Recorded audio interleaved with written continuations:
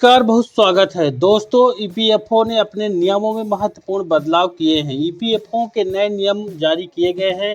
अगर आप पीएफ खाते से पैसे निकालते हैं तो आपको पेंशन नहीं मिलेगा, लेकिन बात है कि कितनी राशि निकालने पर आपको पेंशन नहीं मिलेगा। यह चीज़ आपको जरूर जान लेना चाहिए। अगर आप भी एक ईपीएफओ कर्मचारी हैं तो वीडियो आपके लिए बेहद ही इम्पोर्टेंट होगा।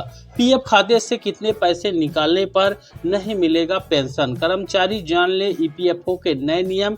ईपीएफओ ने पेंशन नियमों में बड़े बदलाव किए हैं। भारत में नौकरी करने के लिए भविष्य निधि यानी कि पीएफ एक महत्वपूर्ण वित्तीय सुरक्षा है। कर्मचारी भविष्य निधि संगठन यानी कि ईपीएफओ द्वारा संचालित यह व्यवस्था न केवल आपकी बचत में मदद करती है बल्कि सेवानिवृत्त होने के बाद एक नियमित आय का स्रोत भी प्रदान करती है।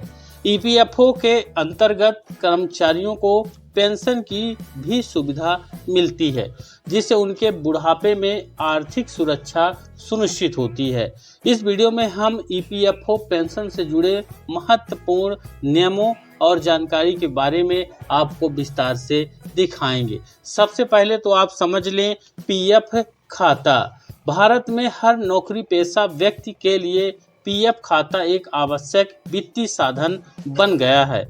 यह एक प्रकार की बचत योजना है जिसमें कर्मचारी और नियोक्ता यानी कि कंपनी दोनों का योगदान होता है। हर महीने कर्मचारी की वेतन का 12% हिस्सा उसके पीएफ खाते में जमा होता है और इसके साथ ही कंपनी भी उतना ही योगदान करती है।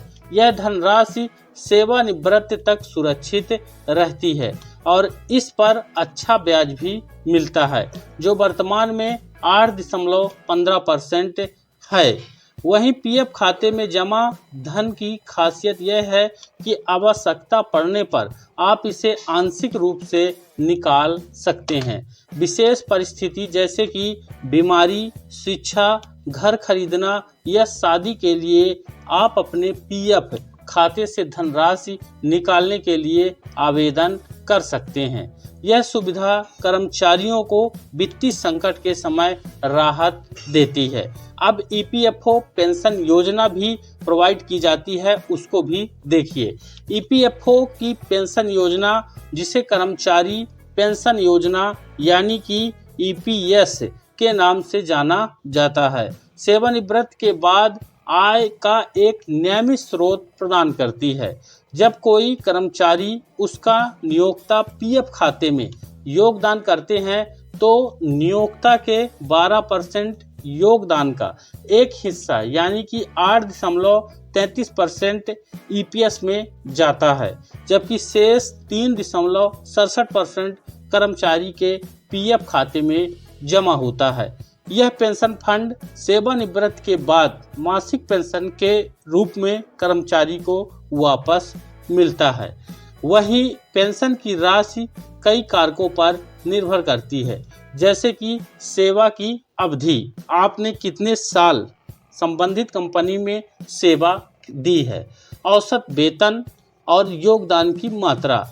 अधिक समय तक योगदान करने वाले कर्मचारियों को अधिक पेंशन मिलती है, इसलिए लंबे समय तक नौकरी करने और नियमित रूप से योगदान देने से पेंशन की राशि बढ़ जाती है। वहीं पेंशन पाने के लिए कुछ शर्तें हैं, जिसमें से आवश्यक शर्तें आपको पता होना चाहिए। ईपीएफओ के नियमों के अनुसार कोई भी कर्मचारी जो कम से कम 10 वर्षों तक पीएफ खाते में योगदान करता है, वह पेंशन पाने का अधिकारी हो जाता है। यह एक महत्वपूर्ण नियम है जिसे हर कर्मचारी को ध्यान में रखना चाहिए। अगर आप 10 साल से कम समय तक योगदान करते हैं तो आप पेंशन के लिए पात्र नहीं होंगे। वहीं पेंशन की राशि का दावा करने के लिए कर्मचारी को न्यूनतम 50 वर्ष की आयु पूरी करनी होती है।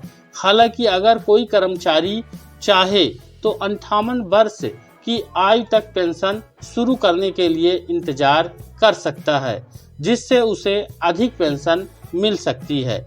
यदि कोई कर्मचारी 58 वर्ष की आयु से पहले नौकरी छोड़ देता है तो वह 58 वर्ष की आयु पूरी होने पर ही पेंशन प्राप्त कर सकता है, बशर्ते उसने 10 वर्ष का योगदान पूरा किया हो, यानी 10 साल उसने कंपनी पर काम किया हो।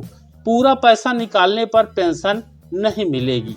ईपीएफओ के नियमों के अनुसार अगर कोई कर्मचारी नौकरी छोड़ते समय अपने पीएफ खाते से पूरा पैसा पीएफ और ईपीएस दोनों की राशि निकाल लेता है तो वह पेंशन पाने का अधिकार खो देता है। यह एक महत्वपूर्ण बिंदु है जिसे हर कर्मचारी को समझना चाहिए। वहीं अगर आप नौकरी छोड़ते हैं और केवल पीएफ खाते में जमा अपना हिस्सा और नियोक्ता के योगदान का 3.67% हिस्सा निकालते हैं, लेकिन ईपीएस फंड यानी नियोक्ता के योगदान का 8.33% हिस्सा को जमा रहने देते हैं, तो आप 58 वर्ष की आयु पूरी होने पर पेंशन पाने के अधिकारी हो जाएंगे और आपको ईपीएस के तहत पेंशन मिलेगी। अगर आप भविष्य में पेंशन चाहते हैं तो ईपीएस फंड को बरकरार रखना महत्वपूर्ण है। पेंशन की राशि कैसे निर्धारित होती है?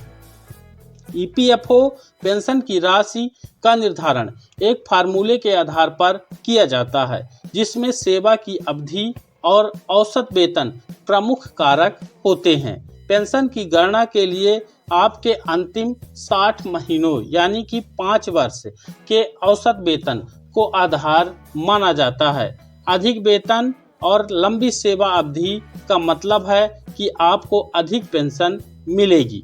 वर्तमान में पेंशन की अधिकतम राशि सीमित है, लेकिन कर्मचारी अगर चाहें तो अतिरिक्त योगदान देकर अपनी पेंशन की राशि को बढ़ा सकते हैं। कुछ कर्मचारी पेंशन फंड में अतिरिक्त 1.16% का योगदान देकर अपनी पेंशन बढ़ा सकते हैं। हालांकि यह विकल्प सभी के लिए उपलब्ध नहीं है। नौकरी बदलने पर पीएफ और पेंशन का क्या होता है? अगर आप किसी कंपनी पर काम कर रहे हैं और आप वहां से छोड़ के दूसरी कंपनी पर काम करते हैं तो आपका जो पैसा पीएफ और पेंशन यानी ईपीएस में जमा है उनका क्या होगा? जब कोई कर्मचारी एक कंपनी छोड़कर दूसरी कंपनी में जाता है तो वह अपने पीएफ खाते को नई कंपनी में ट्रांसफर कर सकता है। इससे पीएफ और ईपीएस दोनों फंड में निरंतरता बनी रहती है और कंपनी की पेंशन भी सुरक्षित रहती है। पीएफ खाते का ट्रांसफर ऑनलाइन या ऑफलाइन दोनों तरीकों से किया जा सकता है। अगर आप नौकरी में जाते समय अपने पीएफ खाते को ट्रांसफर नहीं करते हैं और पूरा पैसा निकाल लेते हैं तो आपकी सेवा अवधि की गणना फिर से शुरू हो जाएगी। इससे आपकी पेंशन प्रभावित हो सकती है। इसलिए नौकरी बदलते समय पीएफ खाते को ट्रांसफर करना हमेशा फायदेमंद साबित होता है। विशेष परिस्थिति में भी पेंशन प्रोवाइड कराई जाती है। कुछ विशेष परिस्थितियों में जैसे कि विकलांगता या सरकारी कर्मचारी की यहाँ पर ईपीएफओ विशेष पेंशन प्रदान करती है। अगर कोई कर्मचारी काम करते समय विकलांग हो जाता है तो उसे विकलांगता पेंशन मिल सकती है, भले ही उसने 10 वर्ष का योगदान पूरा न किया हो। यहाँ पर कर्मचारी की जगह सरकारी शब्द का इस्तेमाल गलती से हो गया है। वहीं आपको बता दें कि इसी तरह अगर किसी कर्मचारी की मृत्यु हो जाती है तो उसके परिवार को विधवा पेंशन या बच्चों के लिए पेंशन मिल सकती है। यह ईपीएफओ की एक महत्वपूर्ण सामाजिक सुरक्षा सुविधा है जो कर्मचारियों के परिवारों को आर्थिक संकट से बचाती है। अब ईपीएफओ अपने कर्मचारियों के लिए ऑनलाइन सुविधाएं भी प्रदान करता है। आजकल ईपीएफओ ने अपनी अधिकांश सेवाओं को ऑनलाइन उपलब्ध करा दिया है, जिससे कर्मचारियों को अपने पीएफ और पेंशन से संबंधित कार्य में आसानी होती है। ईपीएफओ की आधिकारिक वेबसाइट उमंग ऐप के माध्यम से आप अपने पीएफ खाते की जानकारी देख सकते हैं। पेंशन स्थिति की जांच कर सकते हैं और विभिन्न प्रकार के दावे भी दाखिल कर सकते हैं। वहीं इस ऑनलाइन सेवाओं ने पीएफ और पेंशन से संबंधित प्रक्रियाओं को सरल बना दिया है और कर्मचारियों को ईपीएफओ कार्यालय के चक्कर लगाने से बचाया है। ऑनलाइन सेवाओं का उपयोग करने के लिए आपको अपने यूएएन यूनिवर्सल अकाउंट नंबर और पासवर्ड की आवश्यकता होगी। पेंशन योजना में हाल के बड़े बदलाव किए गए हैं। हाल के वर्षों में ईपीएफओ ने पेंशन योजना में कई बदलाव किए हैं। उनका उद्देश्य कर्मचारियों को अधिक लाभ पहुंचाना है। इसमें पेंशन की राशि में वृद्धि, पेंशन दावों की प्रक्रिया को सरल बनाना और विशेष परिस्थितियों में अतिरिक्त लाभ प्रदान करना शामिल है। इसके अलावा ईपीएफओ ने ईपीएस में योगदान की अधिकतम सीमा बढ़ा दी है, जिससे उच्च वेतन वाले कर्मचारियों को भी अधिक पेंशन मिल सकती है। हालांकि इस संबंध में कुछ कानूनी मुद्दे भी चल रहे हैं, इसलिए नवीनतम जानकारी के लिए ईपीएफओ की आधिकारिक वेबसाइट को आप चेक करना उचित रहेगा। पीएफ और पेंशन का क्या महत्व है? पीएफ और पेंशन योजना आपके वित्तीय भविष्य को सुरक्षित करने में एक महत्वपूर्ण भूमिका निभाती है। ये न केवल सेवानिवृत्ति के बाद आय का स्रोत प्रदान करती है, बल्कि आपात स्थितियों में वित्तीय सहायता भी देती है। इसलिए हर कर्मचारी को अपने पीएफ पेंशन से संबंधित नियमों को समझना और उनका पालन करना चाहिए। लंबी अवधि के दृष्टिकोण से पीएफ और पेंशन योजना में नियमित योगदान से आपका वित्तीय भविष्य सुरक्षित रहेगा। यह विशेष रूप से उन लोगों के लिए महत्वपूर्ण है जो निजी क्षेत्र में काम करते हैं, जहां सेवानिवृत्ति के बाद की आय की सुरक्षा कम होती है।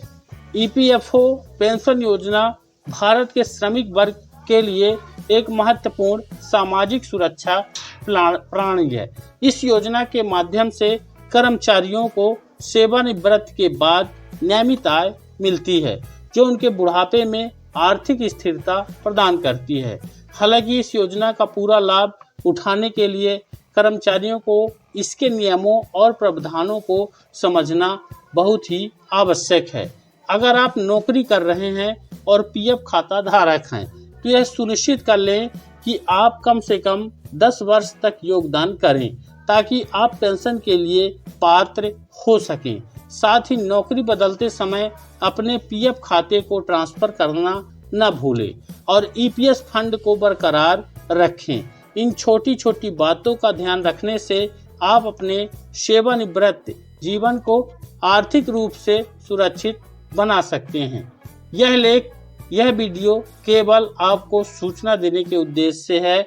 इसे कानूनी या वित्तीय सलाह के रूप में नहीं माना जाना चाहिए। ईपीएफओ के नियमों और प्रावधानों में समय समय पर बदलाव होते रहते हैं, इसलिए आप सटीक और अद्यतन जानकारी के लिए कृपया ईपीएफओ की आधिकारिक वेबसाइट या नज़दीकी ईपीएफओ कार्यालय से संपर्क कर सकते हैं। इस वीडियो में दी गई समस्त प्रकार की जानकारी के आधार पर किए गए किसी भी प्रकार कार्य के लिए हमारे द्वारा कोई भी उत्तरदायी नहीं होगा। अपने वित्तीय निर्णय लेने से पहले हमेशा किसी योग्य वित्तीय सलाह से परामर्श जरूर लें। मुझे उम्मीद है जानकारी सभी ईपीएफओ कर्मचारी सदस्यों के लिए बेहद ही इम्पोर्टेंट है। वीडियो को ज़्यादा से ज़्यादा लाइक और शेयर जरूर करें। चैनल पर नए हैं तो सब्सक्राइब कर लीजिए। धन्यवाद।